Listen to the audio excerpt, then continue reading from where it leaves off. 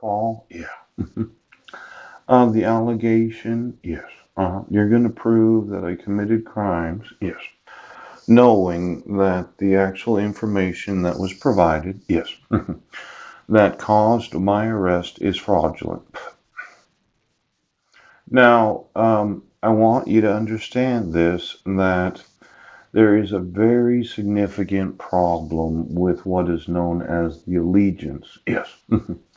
A citizen or subject's obligation of fidelity and obedience to the government or sovereign in return for the benefits of the protection of the state.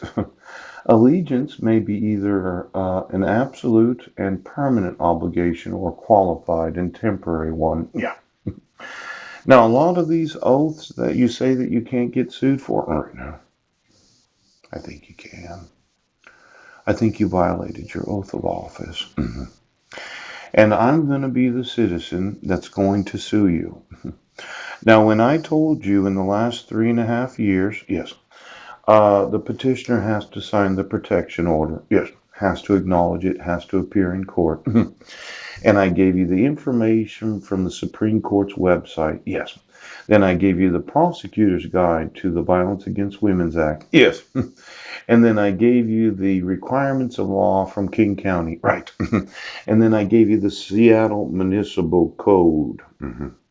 You sat there every day and said that you were supporting the laws of the United States. Now, today, I'm giving you my driver's license number. Ooch. And I've just asked every person in law enforcement to put it in their little computer that they have in their patrol car, yes, and find out what the height is, yes, what the weight is, and what the address is. And if it is 1023 Kitchen Dick Road, it's obvious, yes, that your false police report involved the false identification, yes, of the alleged person that committed the crime, known as the allegation of crime. And then all the time I spent in jail, and all the emails, and all the videos, and all the time I documented, you completely refused to believe that you have an obligation to have the allegiance to the United States of America. Now, it makes me think of the word treason. Ooch, isn't that right, Sheriff? Yes. I said I was going to get you for treason. He's going to get you for treason.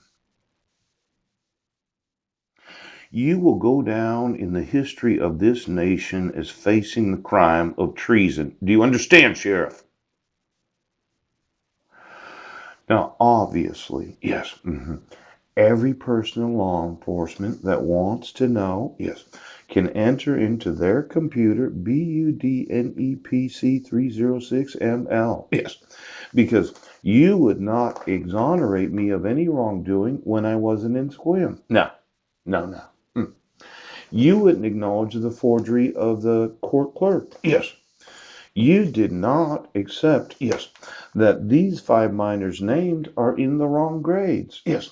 And then I found out, yeah, that they're the president and the secretary of the Quilcene High School yesterday, and their names are spelled Budnek. Now, the Budnek, Budnek, Budnek. Is it possible? Yes, right now that the Quilcene High School does not have a copy of this protection order. Yes. That they somehow don't realize that when you win the Associated Student Body president as a sophomore in high school, when you're the secretary of the Associated Student Body of Quilcene High School as a freshman in high school. See, when I went to high school, it used to be that each and every class had their president, vice president, treasurer, and secretary. Yes. Usually it was like 4 offices for the freshmen, for the sophomores, for the juniors, and for the seniors.